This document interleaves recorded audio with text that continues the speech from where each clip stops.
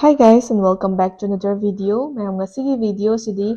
isagi X haibadi kainakhraba misakto aduduna isagi damakta khallibra mase move on tawkhrabra isana midu ngaibada kanagidra hanjannarakpa yabai possibilities lairibra sigumba vision singsida base toba reading oidoine ngasigi oina pile se ani thokna khaidokjagani ko pile A amadi pile B sigi gray idle figures na pile A sigi blue idle figures na pile B pile ani sidagi isa isana apama pile amamam khanbiraga isagi kainakhraba misaktuna kari khallige habadugꯤ matangda reading se yengminarase what does your ex feel about you habaduni ko ado pile se choose tobiro reading se hawrase ko ahanbada khoi pile A ko pile A haragadi sigi gray idle figure se choose tobiba chelinaw singi oidoine isagi ex ki matangda kari kari leige kari kari khallige mahaktuna amadi isana ngaibada kanarakadra hanjanarakpai possibilities na chingba adugumbagi matangda reading se laktoine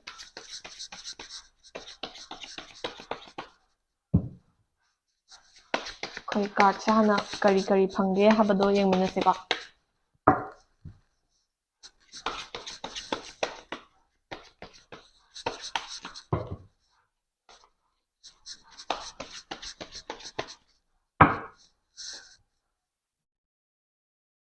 Six of Wands hariba card se phange and then Eight of Wands, the Two of Wands reverse,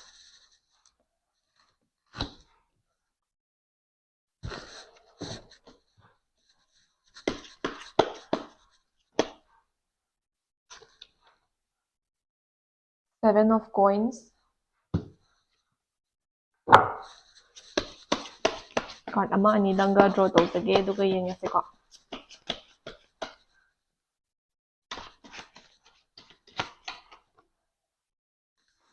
Nine of Cups,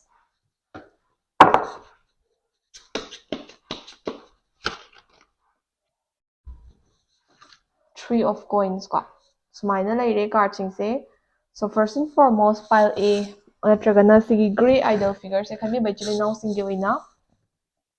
isagi ex se hoje magi life ta kai go through tawrige haba matamda hoje isagi ex se magi life se dum yamna fulfilling oina junction bagumba haidi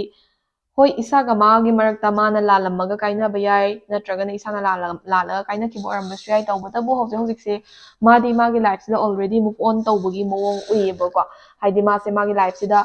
sigi relationship habi isaga lermiba relationship sidagi thokpadagi hena grow tawbai mawngna tawba heal tawbai mawngna tawba adagi magi life ta even atopa person habadi third person gumba leibagi mami se sigi Three of Coins sida su pibo ko hoje se ma se atopa person amaga move on tawba atopa person amaga haidi mari leinabagumba natragana pura hita relationship leibamakna triboi taragasu atopa person amaga involvement leibagumba adugumbagi mawong khara uba phange aduga isagi ex se hoje magi life sam enjoy tawraga happy oina chatpa settle oina chatpa magi life sam haidi mana plan tawjabaduga happening oirakpaduga chanai kaina khanjaraga yam nungaina chatchaba mawong adugumba khara uibako aduna hoje se magi life sida haidi atopa person su leiba oibanina mana isagi damakta yam hena khanba or isabu yam hena ningsingba adugumbagi mawong sidi pakna udebako next Eight of Wands hariba card se tholeba sigi Eight of Wands hariba card sigi matungina isagi ex se isana hanjanarakini haina ngaiba natragana mangonda effort thadaba haidi mangonda pau phaunaba hotnaba boiro adumaina matam thadara khotlaga ngaiba matamda isagi ex sina appreciate tawba khara watkaneba because relationship leiringai manungduda either mana isada yam fed up oikiba ama habadi isana tawthorapa khotorapa mawongda mana pamjakidaba or mana yaningkidaba khara leikibagi orambe yai natragana relationship sina toknabagi mawongse mangonda yam china hurt tawba mangonda yam china magi self respect mangai khotle adumaina khanbagumba mana pendaba nungaitabagumba adugumba khara su leiba malebako aduna isana effort thadabase mana haidi hojikta mana happy oirakanda oina effort thadare e kaina khanbagumba or relationship ta leiringaida mana waringaida thadarakhide kaina khanbagumba or mase isagi effort se mana value leitana lobagumba adugumba khara mawong khara leiye aduga mina su khara kala khamanba yengshinbagumba adagi sana thadaba effort sida haidi for example mi isagi ex tugi mamanaba or mamanabigumbana haidi kanthokpagumba yaronu kaina haibagumba adugum peer pressure gumba su khara leiba malebako aduna isana effort thadabase khitang kanadaba wasted oina chatpagi mawong adumaina leiye next Two of Wands hariba card se reverse tholeko sigi Two of Wands hariba card se reverse sigi matungina pile A khanbirba chilinaw singi oina isagi x sina isada get back tarak ya bagi isada halak ya bagi possibilities leibra hai bagi matang da reading se lak toini hauze ma kyoi isagi x se atopa way amada outlook tawkreba atopa way amada yengkreba isaga maga phanam nusinar amba ya ai maram chana toknaram ba ya maram chana na toknaram ba ya mana chit taram boy ba ya isada chit taram boy ba ya any maram lagi aram ba but sige person se isagi x se madi already move on tawbagi lambi da changsin kreba aduga madi isana taba atopa way masu yengkiba atopa way amada so outlook tawkibagi mong adumaina leibanina hauze ma kyoi na mana isada halakki or isaga hanjanage habagi wakhalon sidi mongonda leiteba ko next the 7 of coins hariba card che thole a 7 of coins hariba card chi matungina isage ba advice khara pi ba ko isage ba advice ta kai pi ge hamatamda isage ek se isaga yam kuina nukshinar pa isana kaw so anga moida ba adagi mana phanamna topa khangna gi taragasu isana win back tawna bo hotnage or isana get back tawna bo hotnage na isada adugumba wakhalon da phau taragadi hoi matam adum pibiyo mongonda effort thadabiyo adagi mana yarakna ba hotnabiyo kashu kaide isagi on time ne isagi on effort ne ba ko adu natabida hoi phanamna negativity laina kaina kibo oigera positivity oina kaina kibo oigera isana ma yaudраsu yare adagi kaina khadi kaina khrena khanbo oiragadi effort to thadabiruranu matam mangnabani ko ado isana amtangdi chance ngai kige or isana soi ki lan ki natragana kuina sangna khangnare e hanjana ninge adugo ma wakhalon leibo oiragana isana effort to makha thana thadaraga yingbiro matamgi matungina changes lakpa yai hausin makyoina di possibilities se neme haibo ko last but not the least the 9 of cups hariba card che thole eba sige 9 of cups hariba card chi matungina isagi x siga isaga se spend tawmina kiba time sing yamna valuable orambe yai ba adagi x siga isaga loina ba matam do isana hojik sto miss tawrambe yai adagi isagi wakhalonda mana phanamna lalamboy taragasu isana phanamna loboy taragasu x siga isaga hanjana ningbo wakhalon phawba taragadi masa ina haijabado effort adum thadabiro ngaibiro isagi self respect adu da kemda khanbiruranu if you want to give this relationship one more chance isana try tawbiro haujimakki oina chance to hekta leirakani habdi leite because made topa person ama yengkibai mong taweba adu taragasu isana chance to ngairaga matam ngairaga effort adum thadaraga tanja lawba yabra habadu yengbiro matamgi matungina ma change tawraga isada halakpa yabai possibilities lakpa yai adu haujimakki oina di chances se neme adagi possibilities yam pangna ude habane buko da isana ngai ge haraga su kasho kai badi leite dum ngai raga yengbiyo buko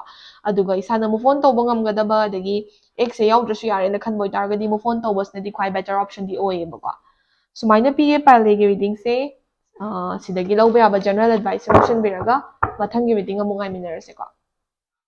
Hey guys, mathang sina koi pile B ko. Pile B natragana sige blue ideal figure se choose the way by chili now singi oina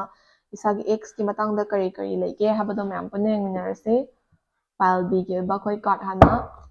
draw tawrase ko. Isagi x to na kari khalli ge kari fill tawige habana chingani matang da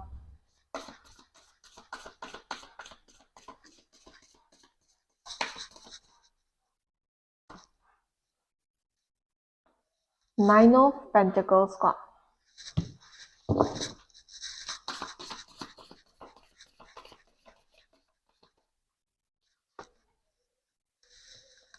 The Page of Swords.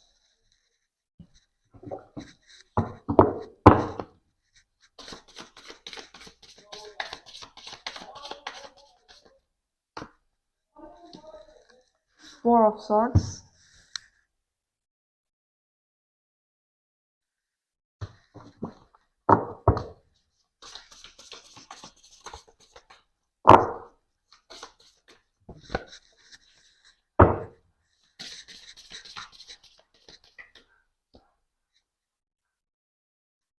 The Page of Cups.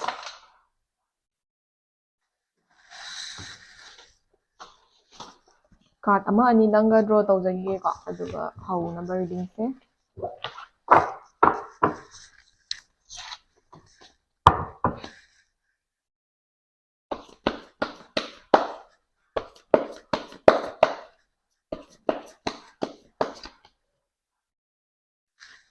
The Fool ko matangga draw tawge aduga kai kai lege habado yengse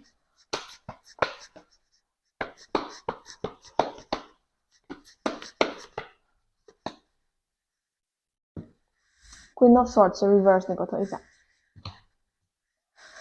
so pile B khanbi ba natragana sige blue ideal figure se choose to be by chili now singi oina hoi isagi oina so madi isagi x ki oina su loinabada khwaidagi comfortable oiba person se isa isa habidi amana amase oinarameba habidi thababda tawminare maga punna tawminaba magi oinasu kainoma tathok asin tawminare isaga tawminaramba gumba adumaina isagi exiga isaga se either kuina sangna loinaraga amana amagi comfort zone oinaba ma natragana short period of time da amana amadi am attach oikiba ma adugumba connection khara laikiba maleba aduna breakup tawba matamsida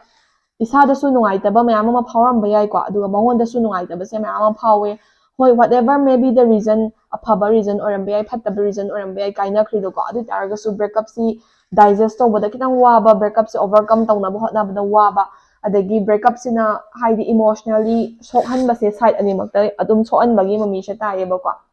aduga isagi ex se hauji makyo ina ma se hoi magi life ta atopa mi loina ba khotpa aduna makhalamani but isadagi hekta move on tawba isaba hekta kauthokpa natragana isadagi yamena lapna chakhiba adumakti oidri adum isaga maga se haidi ningsing naraga leibagumba adagi adum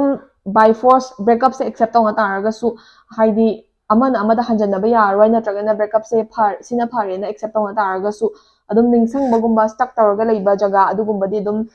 mangonda su phawri mana su dum khanli bako adumak haina mana ita hanjanage khotke kaina khanbadi leite breakup se ma accept tawe bako haidi